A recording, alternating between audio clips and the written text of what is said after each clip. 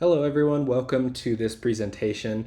I'm going to be using the 4 tools of the artistic critique to critique this work of art by Brooklyn Anderson from this semester. This work is untitled, but it comes from the Carved Biomorphic Abstraction section of this course.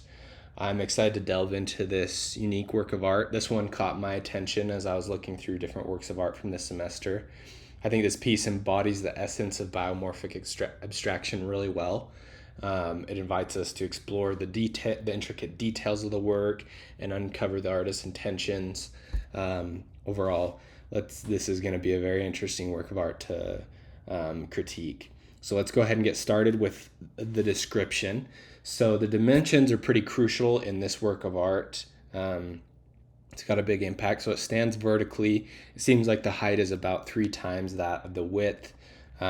This is a piece created from carved purple foam. The foam has been manipulated to be carved into an abstract form. It kind of seems like there's 2 forms on top of another in this image in the far left. 2 forms placed on top of another through the carving. This was also very well done on the sanding. This object was sanded smooth, but you can also see the imperfections in the foam from the little gaps and cuts and divots, but there are no rough edges. Everything's very smooth and very well sanded down. So I think that's a very well done juxtaposition on the texture. So now let's go ahead and move on to the analyzation. So at least for me, since this is abstract, it can be, you can have your own interpretation of this work, which we'll also get into in the next step. But at least for me, when I see this work, I see 2 distinct forms, one on top of another, as I was talking about earlier. Seems like this upper region, I see it in this far right picture as a person seated on a rock covering their head with their arms. That's the kind of image I get. And then over here on the left, you can see this bottom form kind of resembles a snail shell.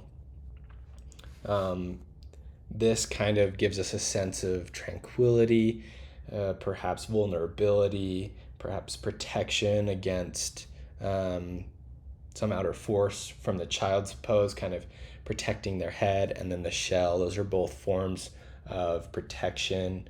So there's a good intricate dialogue between the different forms of this work. It's also interesting to note how the forms keep the eye moving throughout the piece of work. As I look at this, my eyes are constantly moving up and down the work, and they're engaged and locked in on the work, which is very well done by this artist. So now let's go ahead and move on to interpretation. So what does this work of art seek to convey? As it's an abstract piece, there may not be a single right answer, and perhaps maybe even the artist didn't have a single correct answer, so it's open to individual interpretation. For me, this juxtaposition of the 2 distinct shapes of this child's pose looking thing and the shell suggests a narrative of harmony between humanity and the natural world. The purple foam adds an element of mystique, inviting viewers to contemplate the spiritual and emotional dimensions embedded in this artwork. It's definitely it seems to be a play on of protection and safety from the shell to this covering of the head. And then finally, we'll go ahead and evaluate how well this work achieved its artistic goals. And I think this is a great example of a carved biomorphic abstraction. The play on texture, forms, lines creates a very engaging piece that can be interpreted in many ways. It's very engaging. It keeps the attention on this work of art. And overall, I believe this artist was very successful. And let's see, is there anything else? I believe that's everything.